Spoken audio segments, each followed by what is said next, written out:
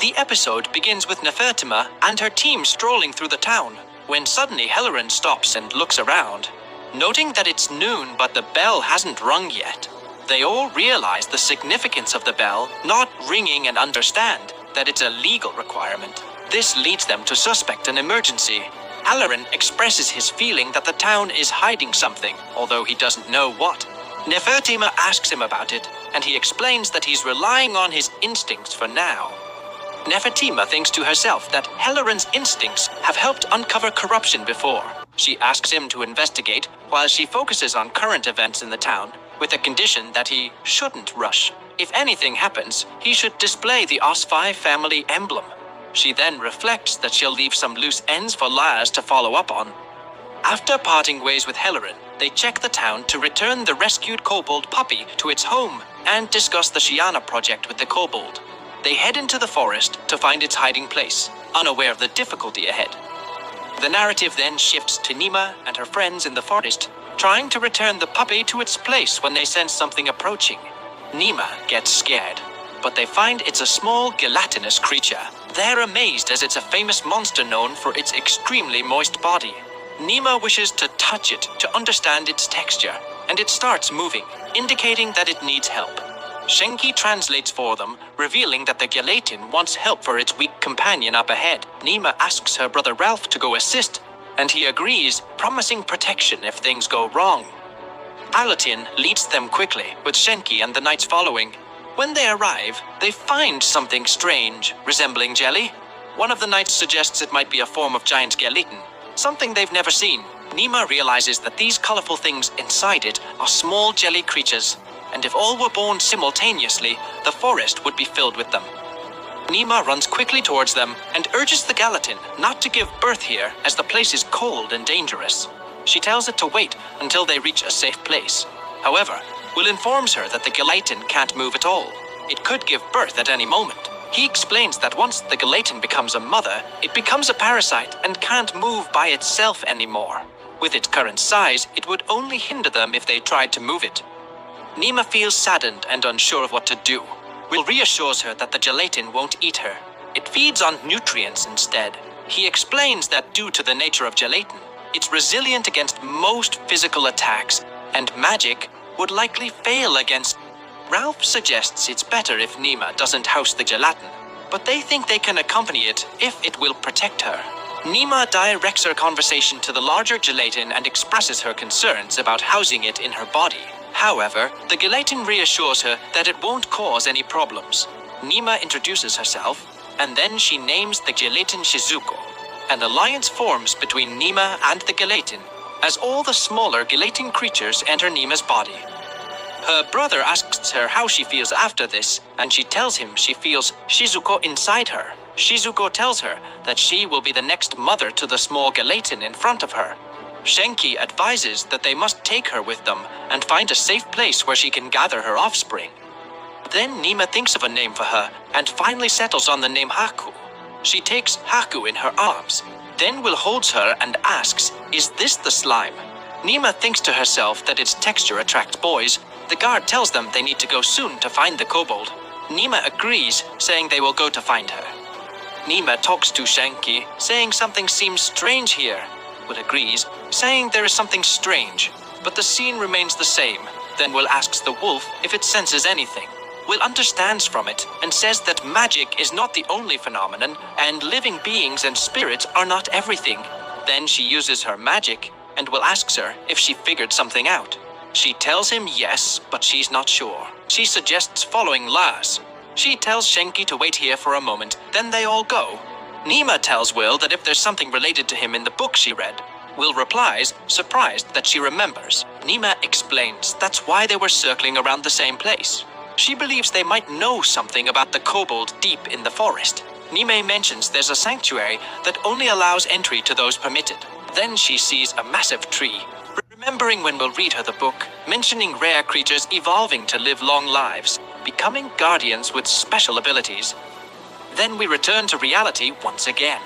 Nima says, "So you're the guardian of this forest?" Lars asks if she can approach him. Ralph reassures her and encourages her not to be afraid. Nima thanks him for always letting her do what she wants. Nima goes to the tree and says, "I'm glad to meet you, Forest Guardian. I apologize for all the trouble we've caused." The Forest Guardian replies, "No need to apologize, but you are indeed a unique group. You have a sacred beast, a child of kings and some monsters.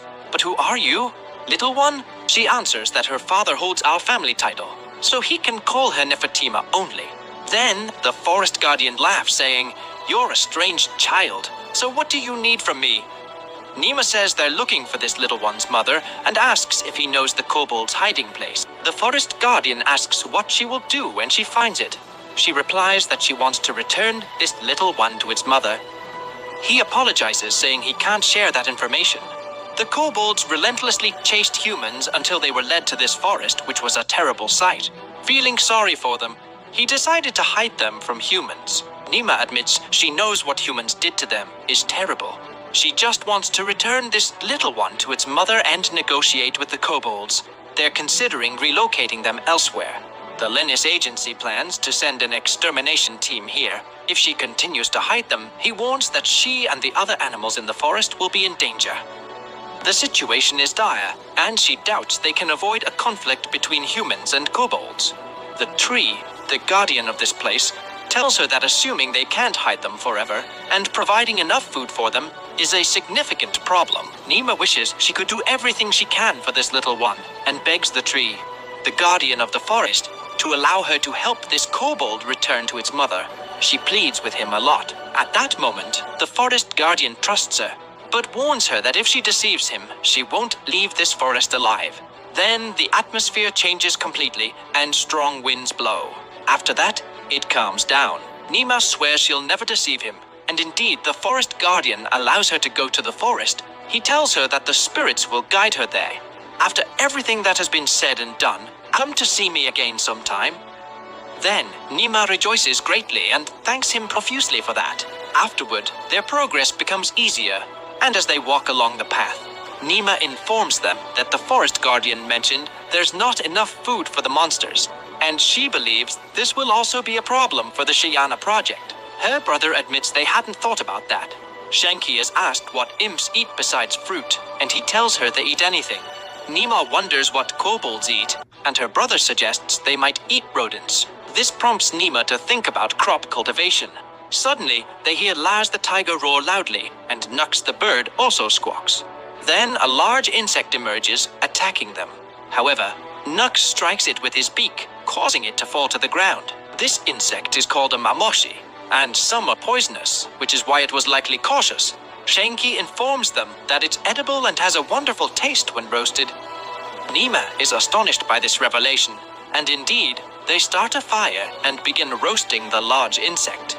Shanky then gives Lars his share of the food and also gives some to Nux. He tries to offer Nima a piece of it, but she's very disgusted by the insect meat. Her brother tells her not to force herself and reassures her that she'll be fine because she has Shizuko, so her stomach shouldn't be bothered. She begins eating and finds the taste of the insect to be delicious, similar to white fish, along with the spider accompanying it. Prince will then takes a piece and mentions lacking flavor, but can be compensated for with proper preparation. He then gives some to the rest of the soldiers and those with them, who enjoy it greatly. Nima tells them they can likely use its shell for something as well. Then Will tells her that her Adventurers Guild or the Blacksmiths Guild could buy that from Mankey. Nima is very happy and tells Lars that she saw more of those insects and she'd like him to hunt them, as well as the knights. She tells them she'll give them to the kobolds as a gift. Indeed, they start hunting those insects and find many of them. Nima says she feels the Momoshi will be extremely useful for the Shiana project. Then they continue on their way, guided by the spirits until they reach the location. Suddenly, the little kobold starts making noise when they arrive. Lights from the eyes of the monsters appear, and Nima tells them they've come with the blessing of the forest guardian to meet their leader. Shenki informs her that they say they don't trust them. Nima tells them they've brought a gift, which is the delicious Momoshi meat. Shenki relays that they say they'll speak to their leader, so Nima urges them to follow. They hurry after them, and Nima rides on Lars. They reach the gathering place of the kobolds, and Nima is overjoyed to see it, feeling it's like paradise. She thinks to herself that she wants to take all of it with her home, and add it to her plan. But first, they need to find the little one's mother. Then, the kobold leader comes out and asks them what they want. Nima tells him she's happy to meet him and that they've come to return this little one they rescued in Lennis. Indeed, their leader finds that the kobold belongs to their herd. He asks why she went to the city, and the little kobold starts crying. The kobold leader then gets angry at those with her, asking why they lied. Shinky thinks it seems that some other puppies were left behind. Nima tells him to calm down and suggests smiling to gain their trust. Once their bellies are full, they'll discuss the matter. That, our episode ends today. Stay tuned for upcoming episodes, but please subscribe to the channel and activate the notification bell to receive all the latest updates. Our episode today begins with this great gathering, where Nima hands over the animal to its owner and watches the scene from afar as they enjoy the delicious food.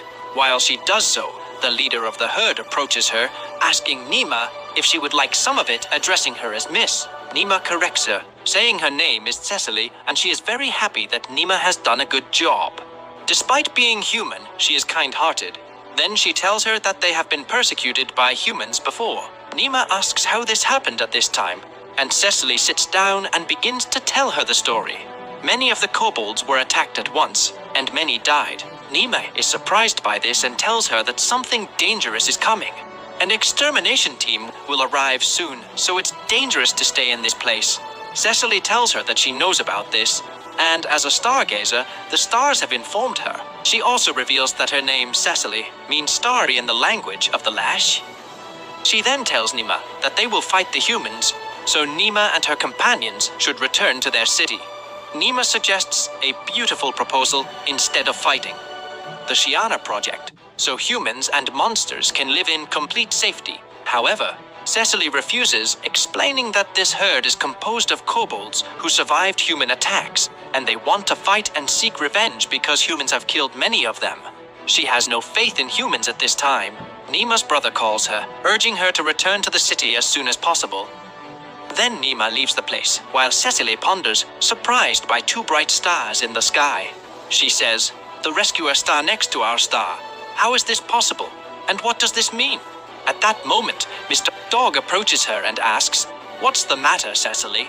Cecily looks at Nima and says, "Can this girl really be truthful in what she says?" The scene shifts to Nima, the prince, and her brother.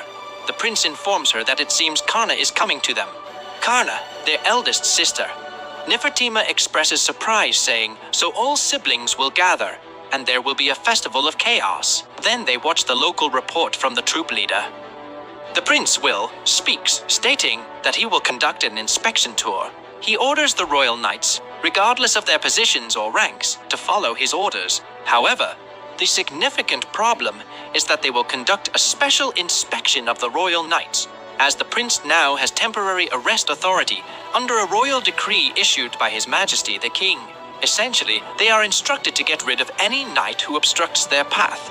Nefertima gets excited and says it seems like their father is very serious about exposing the corruption in the city. Then she speaks to Will, saying, "What does that mean, Will? That you'll be absent for a while?" Prince Will responds, "Yes, my dear. It's very dangerous, and I think they'll complain if I'm absent for a while." Then Nima's brother asks about Harlan. She says she doesn't think he's returned, but they wonder where he is now. If he's hiding in an inn in a poor alley, she asks, what happened to him, and does he need help or not? In the morning of the following day, Nima decided to return to the forest once again. Finally, she arrives at the little kobolds and says to them, "I have brought you a lot of food." Everyone rejoices, and the little kobold hugs her tightly, making her very happy. She asks him, "Did you miss me so much, you lovely little one?" At that moment, their leader, Cecily, approaches them and sees the two monsters beside Nima's hair. She is surprised and says, "What? What? Are those monsters with you?" Nima tells her, "Yes, my lady, they are monsters, but they are very friendly. This one is Shinky, and he is a big monster, the master of monsters. And this little slime is currently living in my body." Cecily is astonished and asks why. Nima explains to her that she needed help. Then Cecily asks about the Great Shiana Project that Nima mentioned last night. Nima tells her that it might be hard for them to trust humans since humans are the ones who harmed them. However, she wants to help them. Then they wait for the leader of her herd, who says, "I must protect them, and also my little sister, who is the last of my lineage after everyone else was wiped out." Cecily reveals that she has a sister, and all her lineage has been wiped out, except for the two of them. Then she cries over what happened to them. Nima tries to comfort her and asks her to take this little slime and try to cuddle it because she knows it will help her calm down. Cecily takes it, and when she touches it, she feels a strange sensation. It relaxes her greatly. Nima is delighted that she has calmed down a bit. Then Cecily asks if they can save everyone here. Nima answers that it might be difficult to save everyone, but she will do her best. Nevertheless, Cecily asked Nima to tell her about her plan. Nima replied that she was currently gathering the monsters who had lost their homes and trying to find a place to relocate them to safety. Cecily was surprised by the presence of a human helping the monsters. Nima explained to her that there was no importance to race or tribe. She simply wanted to help anyone in need, as they would fight alongside them forever. Then Cecily asked if she would participate in the plan to help protect her herd. Cecily said she would put her trust in her. She then informed Nima that she would go and summon the other leaders, and she left. Nima was very happy because it seemed the first step had succeeded. Then she pondered Cecily's mention of being from a stargazing family, wondering if each of them had a different duty according to their lineage. At that moment, a large dog approached her to thank her for saving one of their puppies. Nima was amazed by the dog's appearance, with its extremely fluffy fur. The dog introduced itself as Hanley and explained that it belonged to the Heater's family. Nima was surprised that he had a name, to which Hanley replied that it was natural for him to have one. Nima then mentioned Shinky, speaking of creatures named, though she had never met them. Hanley asked who named Shinky, and Nima replied that she did, although she knew he didn't believe her, but she was the leader of the sprites present. Nima then asked Hanley to tell her more about the kobolds. Hanley explained their environment, mentioning that kobold lineages are divided into two types: hunters and workers. The hunter lineage excels in weaponry and physical abilities. The worker lineage, on the other hand, excels in craftsmanship and useful everyday items. They usually live among their own lineage, but when the lineages gather in a herd, everyone helps each other. Nima asked if some of them walk on all fours while others walk on two legs. Hanny explained that once kobolds reach maturity, they're able to stand on two legs. However, since they are young, they lack the necessary muscles, so they train to strengthen their shoulders and legs by walking on all fours. While Hanley spoke, Nima remained lost in thought, gazing at his fur. She desired to touch it because it was irresistibly soft. She finally placed her hand on it, delighting in its beautiful texture. Hanley asked her to stop, and her brother Ralph approached, questioning her actions. She requested that they make a stuffed toy out of Hanley, because he was so fluffy. If they could make it, it would be a great success. Ralph thought she was being excessive, but was surprised to find her words true when he touched Hanley's fur. Will also approached and felt the fur, marveling at its beauty and precision. He suggested trying to replicate it with neutral magic, which might succeed. However, when Hanley heard this, he became very scared and pleaded with them to stop talking about it, as no one should be able to replicate his fur. At that moment, Cecily arrived and asked Hanley to go with her immediately. Afterward, we see Nima gathering her friends and informing them that the goal of the Shiana project is to gather monsters. They are still searching for a location, but they must know that they will live with the sprites. One of the dogs informed her that they understood there would be a fight for survival every day. They could capture humans alive and use them for hunting training, which excited them. Another suggested utilizing their skills instead of killing them. The first dog responded, "Yes, we need to settle and establish a large field. We'll need some manual labor." The other dog added, "We also want to help in our work."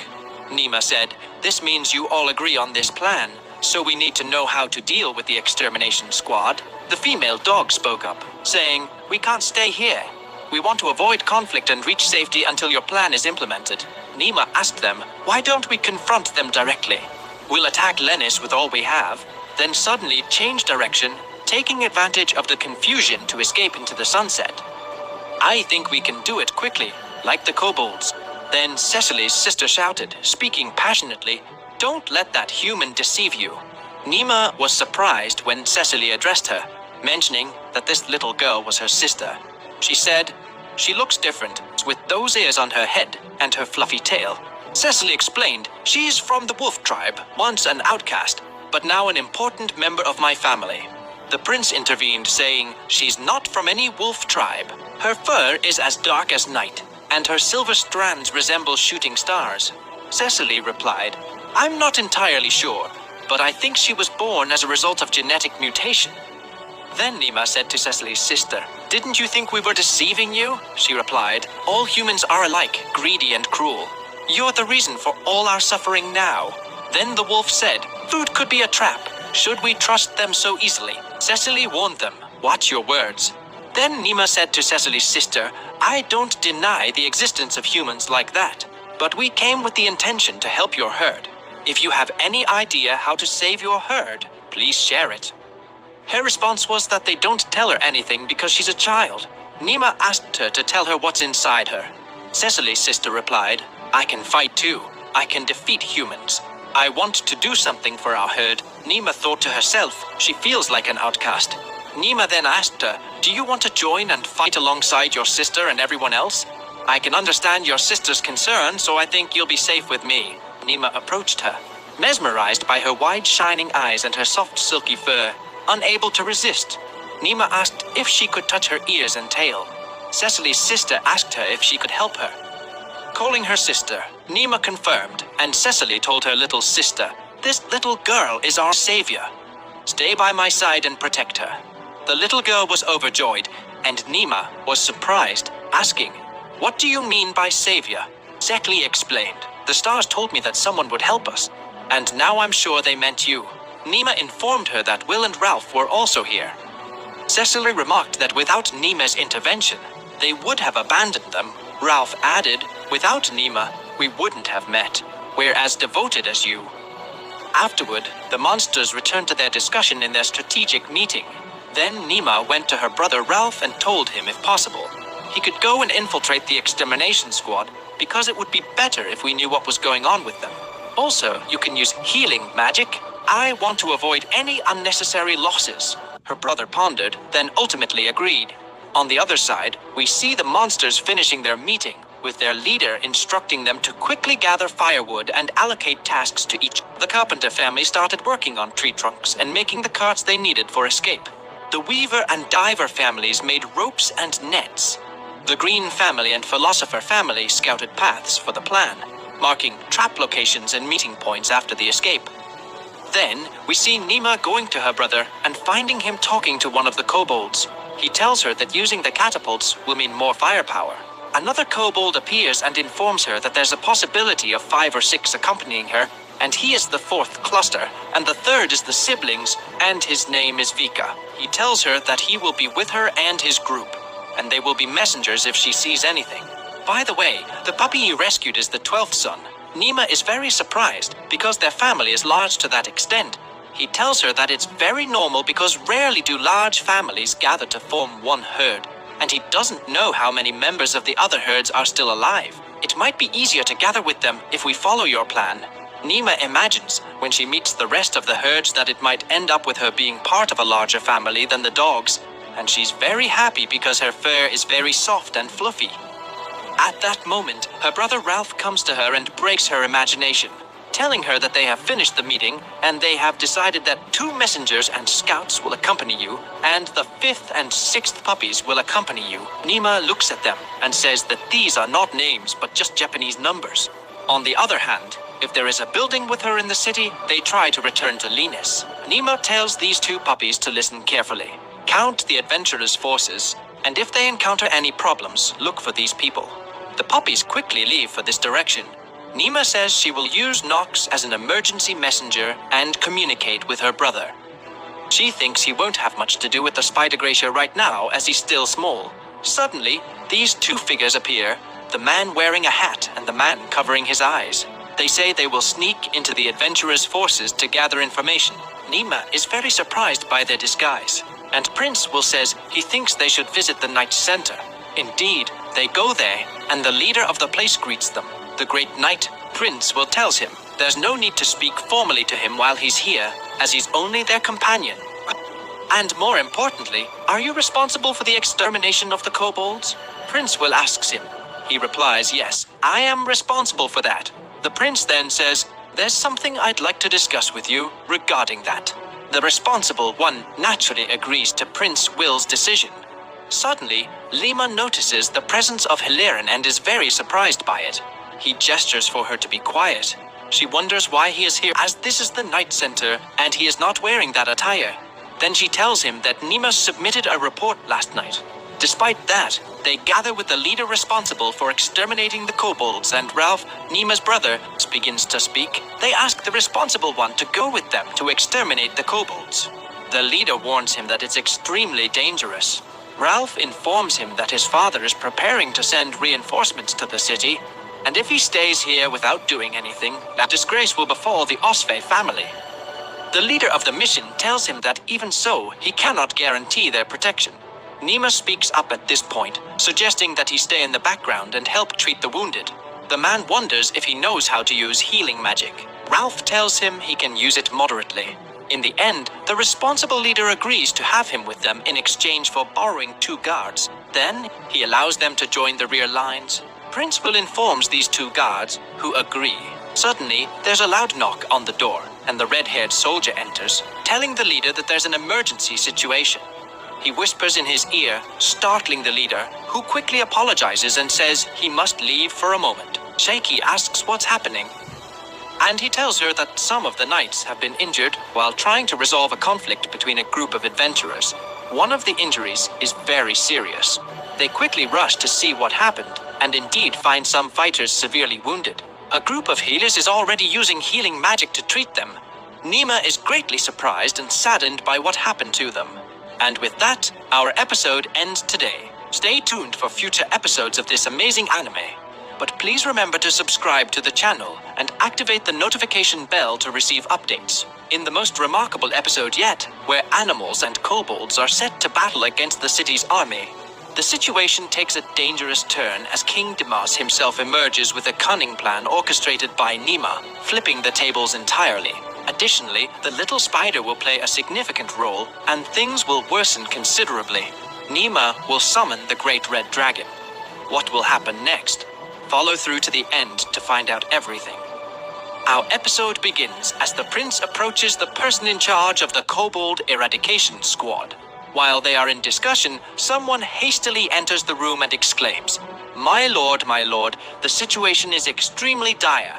Many soldiers are injured, and we must attend to them immediately." Nima and her group are taken aback by this revelation. It seems that the soldiers are severely wounded, with injuries to their legs, arms, shoulders, and various parts of their bodies. As Ralph observes this grave scene, he remarks, "This is extremely serious. 3 medics won't be able to handle this. We must assist them immediately. Their wounds reach their bones. The adventurers might not be able to fight with such severity." Then the prince with blue hair speaks to Nima, saying these wounded soldiers were attacked by a ferocious beast, and their wounds bear the mark of wind magic. Nima is astonished, exclaiming about monsters and magic. Then we see Prince Ralph descending to them, saying, "I will aid them. Keep praying for us, please, so we can complete this operation successfully. May God protect and guide us." Then we witness Nima fervently praying to God, saying, "Oh God, there is none but you to help us. You are the one who created us, and you alone are capable of getting us out of this crisis." Everyone prays and supplicates to God, as if they only remember him in times of hardship. After just 5 minutes, everyone rises as if they were never injured. Their wounds are completely healed, and all praise be to God for this miraculous recovery because of their sincere prayers. Then the prince instructs all the wounded, including those currently present, to gather in one place as he will treat them all. He is an expert in human medicine. Then another prince asks them, "Did you find out who caused all of this?" One of them informs him that they are in the Demas district below, and one of the perpetrators behind this is the Lord of Beasts. Nima is surprised and says, "Another act specialized in monsters like Lestin and the Knights of the Beast. How is this possible? I think they are exploiting the abilities of animals for killing and tracking, using their monsters as partners in their adventures." The prince with blue hair then understands, so we have fugitive criminals who consider themselves adventurers. The scene shifts to Nima in the evening after she has exerted a great effort, facing all the problems related to the Lord of Beasts directly after visiting the kobolds. As she opens the door to tell her brother Ralph that she is going to sleep, she is surprised to find Helleran with them. He greets her and reassures her that he won't reveal his identity. She tells him the reason for his presence with the knights, and she also asks him to inform her of any information he gathers. Helleran tells her that during his investigation into collusion between adventurers and knights, it led to him being interrogated by the knights. However, he was very clever and managed to tell them that there was a disagreement between him and his fellow adventurers, and that he was looking for a job.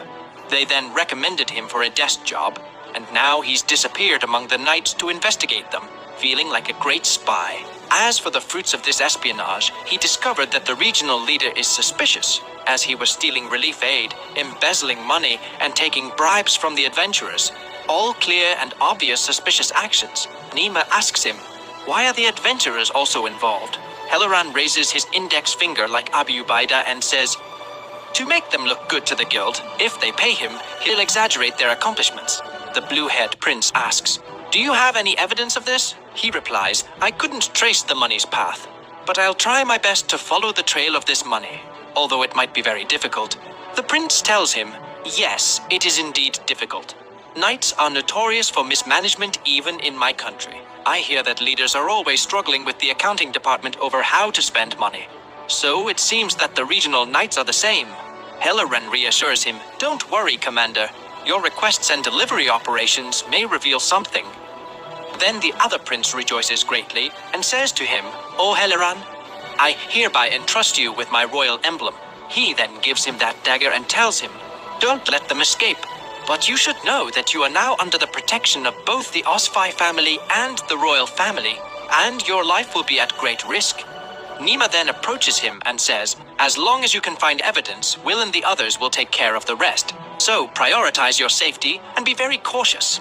Ralph then takes her by the hand and says to her, come on, little one, you need to go to sleep. Then he calls out to Helleran, make sure not to do anything that would cause Nima sorrow. Helleran replies, I owe Nima for her hospitality, and I will do everything I can for her. Nima tells him, you're my friend, Helleran. He smiles at her and thanks her for that.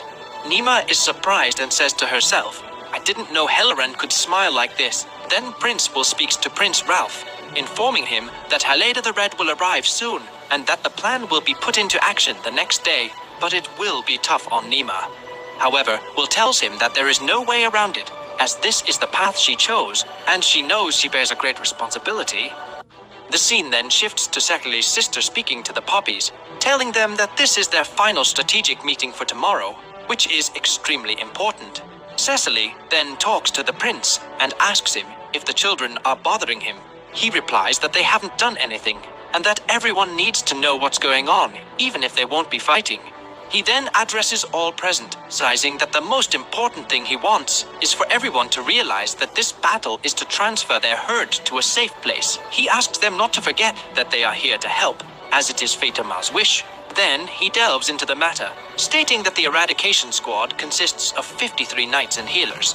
The adventurers include 34 fighters with melee weapons, 28 mages, 10 medium-range fighters, 8 healers, and 12 scouts, totaling 92 members distributed among 15 groups. Then he informs them that this does not include Haleda the Red, because neither they nor the knights by their side have any detailed information about them.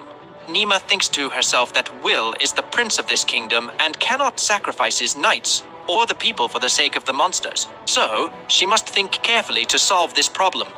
Will continues his speech, stating that when they reach the specified number of injuries, Ralfred, who is among the eradication squad, will order the withdrawal.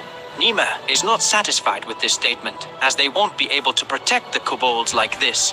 Will looks at her and understands that she wants to say something. Nima addresses everyone, stating that there will likely be fatalities in this battle, so all participants must prepare themselves. Afterward, we see Nima wandering with Will and Shinki, but her box of fears is evident.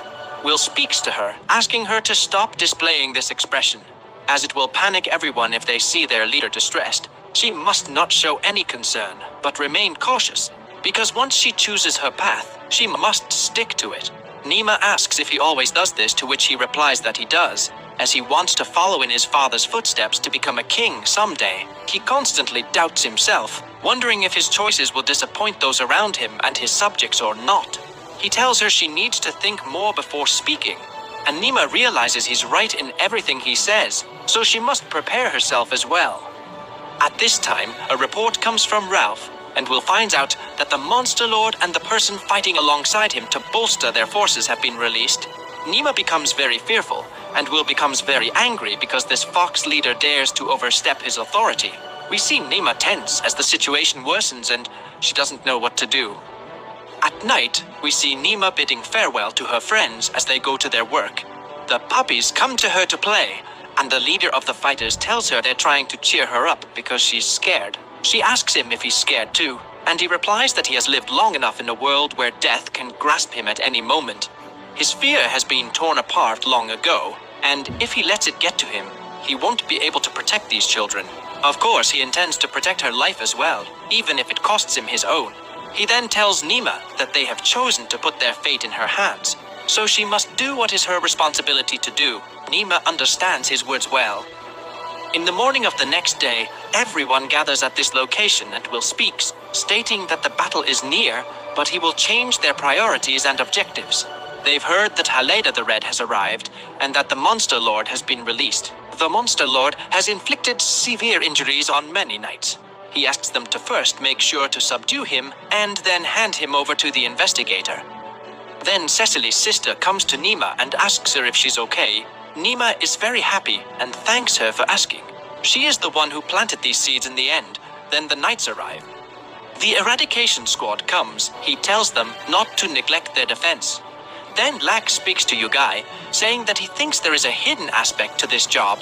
Yuga responds that the sudden heavy rainfall spoiled their provisions, and they lost their way after entering the forest. The girl says there was a hidden force blocking their path. Her friend replies, saying there are those around them who exude the smell of malice and money. Afterward, Nima says that the squad is about to reach the checkpoint to execute the plan, and asks Shinki and Lyres to prepare. She says everything depends on the number of forces they can subdue initially.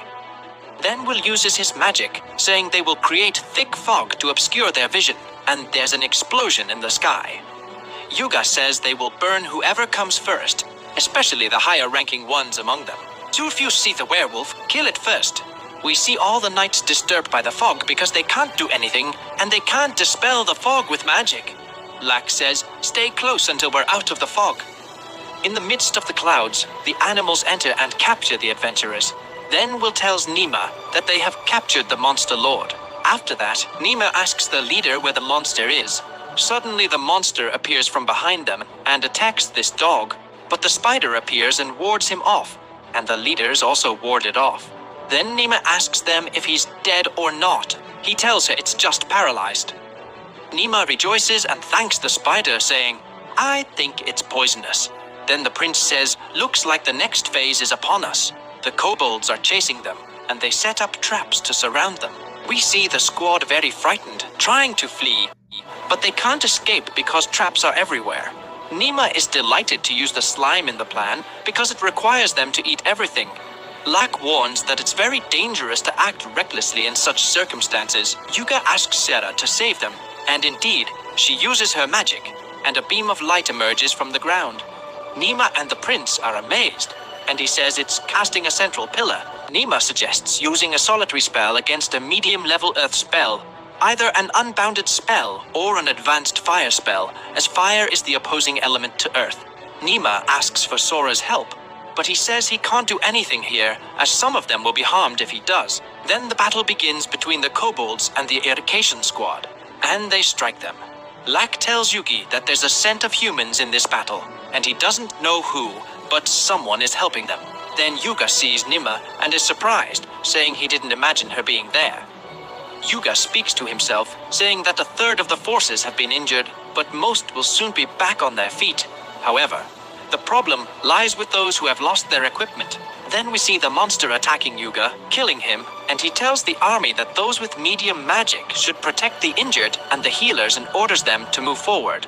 Then he asks the leader, Noctis, to lend him 5 knights as guards. We see Nevertima standing amazed at their strength. Willard tells her not to lose sight of her goal, as this is the path she has chosen, and everyone relies on her. Then we see a massive explosion, and Yuga wonders if they have sorcerers with advanced fire magic. Lack tells him they should retreat immediately. Then we see Yuga standing with the guard captain, telling him that the enemy is very strong, and they need to withdraw to heal the wounded first. The captain tells him they've destroyed almost half of the enemy, but Yuga says it will be useless if they lose their people.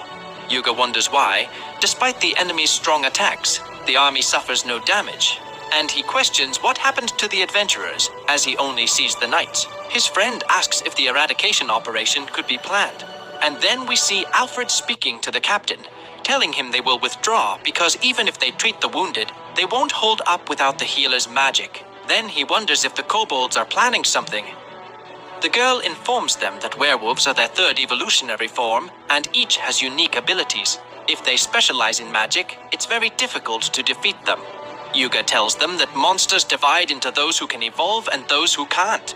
So the number of times they can evolve varies. When they reach a higher level of evolution, they gain unique traits. But each is entirely individual and may require strength, magic, or speed. The leader orders Walfrid to create a barrier of magic, and she does so. Then the commander, Noctis, and the members of Hada Alamar are ordered to swear by their names not to speak of what they will be told now. And everyone agrees. Walfrid informs them that there's a high probability that the increase in monster attacks in the north is artificially orchestrated by some organization. But they haven't discovered the entity behind this organization yet. Everyone is surprised by his words, and he tells them he has decided to name that mysterious organization Ronohawk. The commander asks if he means that the kobolds were driven here by a mysterious organization. Walfrid says that when in small herds, kobolds rarely attack humans and can withdraw if they manage to reduce their numbers. Lack tells them there's a human among the kobolds, as he smelled a human scent among them and believes it's a little girl. Walfrid is very surprised and asks if he's sure she wasn't an adventurer or a kobold. He says he didn't hear well due to the loud noises. Walfrid tells them that even if there's a human among the kobolds, it won't change the fact that they need to make a quick decision, as the adventurers are still fighting. The commander tells them that if that's true, the kobolds aren't the only threat, as there's a high possibility that the city will be attacked by more powerful monsters, and if that happens, they won't be able to survive.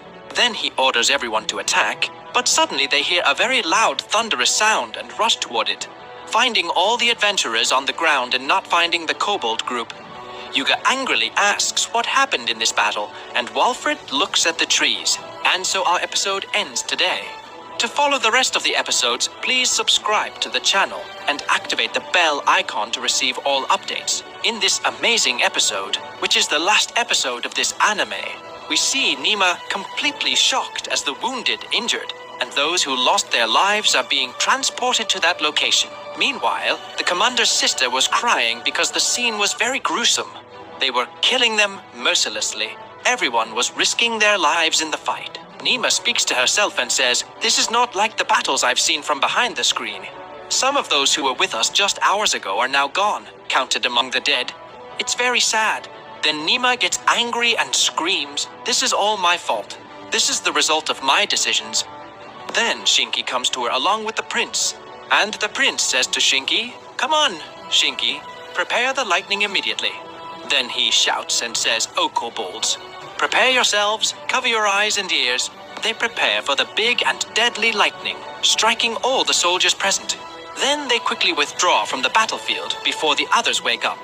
The purpose of this battle was to reach safety while minimizing the attack of the eradication group as much as possible.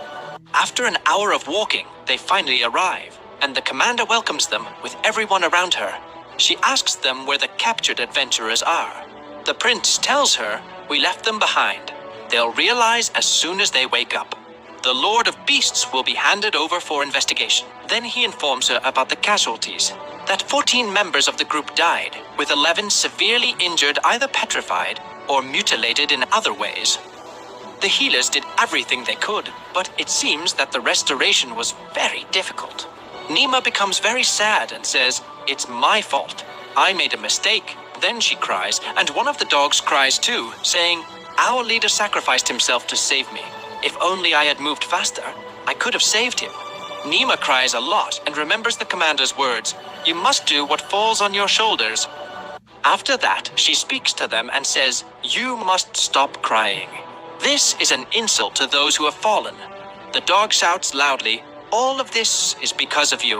Nima bows her head and says, "Yes, I allowed these losses to happen, which means I cannot regret it, so I won't let anyone tarnish their memory anymore." The other person says, "If you won't allow us to mourn for the fathers and friends we lost." Nima shakes her head and says, "I didn't say that. I just told you to stop feeling sorry for yourselves. Do you think it was right for them to die instead of you? They were the ones who should have survived. This selfish thinking was what they fought against. They risked their lives for you, young ones, for a happy, noble, independent life forever. They sacrificed themselves for you, so you must live strong so their sacrifice won't be in vain. If you want to despise me, go ahead, but I will become strong, risking my life to save you all." Then she remembers Shinki and says, "As soon as Shinki confesses to being his master, it falls on me to protect and lead the spirits. When I invited the kobolds to the Shiana project, I also had to protect them. I chose the path of the ruler, a path full of monsters and challenges. But for this very reason, I cannot let their lives go in vain. I will save the remaining kobolds no matter the cost." Then Spiker comes beside Nima and says, "I will also become stronger. I will protect this herd with Nima." Finally, the commander speaks and says, "Sadness won't bring back those we've lost. We must sail the ship of the future they've paved for us. As for Nima, I brought her here, and if you all will harbor hatred towards her, then I'll bear that hatred with her." She then turns to Nima, approaches her, and says, "My little lady, lead us to peace, please. The stars still tell me that you are our only savior after Allah." Nima is surprised by her words and says confidently, "If you're pleased with me, then I'm satisfied." The other person tells her, "Yes, we've overcome countless punishments so far because of you." Nima says, "The road won't be long and difficult in the end." The other person reassures her, "Put your trust in Allah, and He will never let us down." Nima then asks them, "Are you all content?" They remain silent for a very short while, and then their commander speaks. "I have no objection as the leader of the healers. Let me tell you, you're the best. You care about us a lot. As for those we've lost, their time was destined. Whether they die now or later doesn't matter. What matters is that we resist until the end. We won't die as prey, but as fighters, victorious or defeated. But we'll resist until our last breath. That's our motto. We are the hunters, and I believe that's all right." Then Lady Muaz speaks up saying, "I will continue until the end too." Everyone agrees, and Nima will lead them to the end. After everyone applauded her, Nima discussed with everyone where they would go after leaving this place. They had decided to send the kobolds to Mount Letimo, located on the borders of the Miyoga region in the southwest. As for those who fell in battle, they entrusted them temporarily to the forest guardian. At sunset, Prince will orders them to return to their place. At that moment, Cecily comes to Nima and tells her that her younger sister wants to stay with them, but she is still weak. She will train during their journey, so she wants Nima to help her if she needs anything. Nima agreed to take her with them because her sister needs to live among humans and learn social behavior as well. Spiker is delighted with this news, and Cecily asks Nima to give her a name now that she has matured this way. Nima replied that Hanley, the herd leader, is usually the one who names everyone here.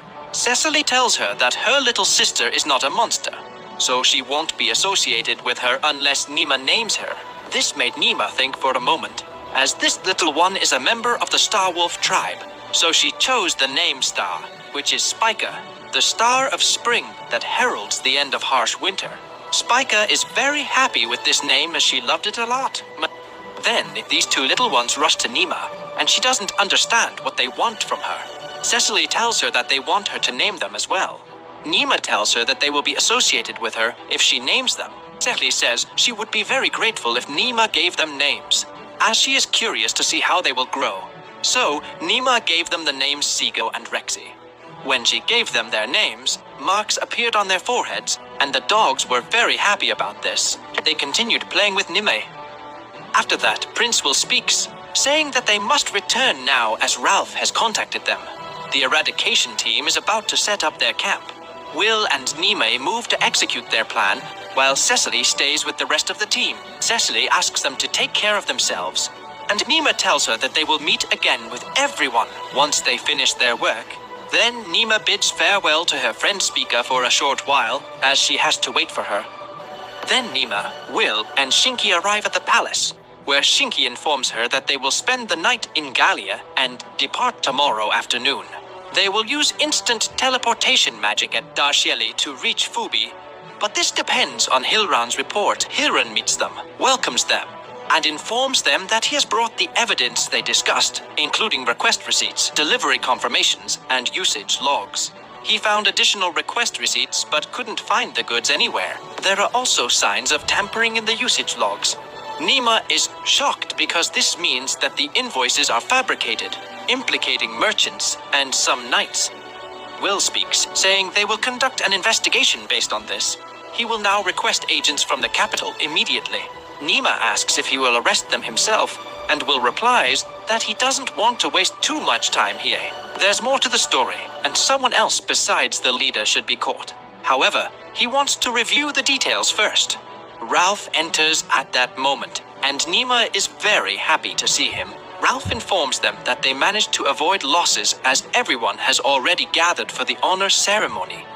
Ralph says, everyone has gathered for the honor ceremony, and tonight we will all go to the forest. Nima is astonished to see all these people and a lot of delicious food. Ralph tells her not to isolate herself and to stay close to him and Will. The old man speaks, saying he is confident that the knights will be very happy to have them here. Will expresses his joy that the eradication operation succeeded and encourages them to continue working well for their kingdom. He asks Sinky to keep a close watch on the old man during this period. Nima tells him that if he tries to escape, he has permission to apprehend him. Ralph informs her that he will go treat some people, so she should stay with Will. In that case, he believes they can go talk to the Red Halid. They see them going to the knights and thanking them. Will says, I heard you did an impressive job on this mission. The commander said to him, no need for thanks. It's because of you that we didn't suffer many losses on our side. I see Nima with this sword. Then she remembers during the war when the commander killed many kobolds. Then Lek speaks with Nima, saying he is from the Snowbear tribe and he is honored to meet the Great Wind Beast. Lek then asks her about her name. She responds that she is the second daughter of Dyland. Lek replies, I'm not good at good behavior or fancy talk that humans are known for, so I apologize to you. Nima replies, I understand that there are cultural differences, and Lek asks her about the Great Beast. She tells him that she and Laz are friends, which surprises Lek. He asks, is the sacred beast your friend? You're very strange since I greeted the beast. I think I'll go get some food. Then Nima asks if he wants to come with her, and Lek agrees and goes with her, wondering what he will eat. Lek then tells Will that he will go to eat with Nima. Will asks about his promise to Ralph, and Nima replies that he will also go to him. Will talks with the rest of the knights, asking if they will come with him. It seems she has become quite attached to Lek. The commander says that Lek is very happy because he loves children, but children are always afraid of him. After that, Nima said to Lek, can I touch your ears? Lek agrees and Nima touches him, saying, the lower part is smooth, but it has a fluffy and joyful texture, while the upper part is taut but has a good feel. Nima sees many children in the place talking to Bulgar, but he becomes upset with her and asks, what do you want from me? Don't hinder my work. Nima tells him that she won't hinder his work and sees that he works diligently. Bulgur tells her that it's all for survival, and when he becomes stronger, he will prove that to her by being as strong as his father and able to protect everyone. Then their leader calls him to take the dishes, so Bulgur quickly gets up and goes to take them. We see Lek carrying Nima and walking with her, telling her that she doesn't resemble the nobles. Nima tells him that she hears that a lot. Then Nima reaches her family, and Sister Kana rushes to her, hugs her, and tells her how much she missed her, and asks what she was doing without her. Then we see everyone sitting down and eating, and Nima tells them that the food is very delicious. She asks Nox, Gracie, and Haku if they want more food. Her sister tells her that she has already formed a pact with the monsters, and she is very loved by the divine creator. Nima tells Lima that she has to study a lot because her current position has many responsibilities, and she doesn't want to burden her family just because she's young. She doesn't want to live and tarnish their name with shame. Her sister hugs her, and Nima is touched by that. Then Lak tells her that she can rely on him if she ever gets into trouble, even though he's only good at fighting. Nima thanks Lima for that, and tells them that Lak is a good person, hoping to make people understand that some monsters can be kind and non-harmful. She is sure that Lak and the leader of the fighters will understand her well. The scene then transitions to Nima sleeping in her bed.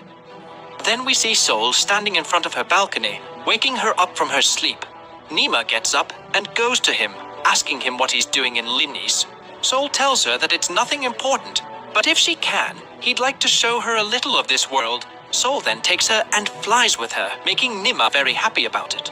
They head north, and Sol tells her that this world is full of beautiful things, but humans are foolish because they don't see them. Nima agrees with him, saying that humans are reckless and weak, but they are sincere and pure, and other living beings come in many types, all just trying to survive.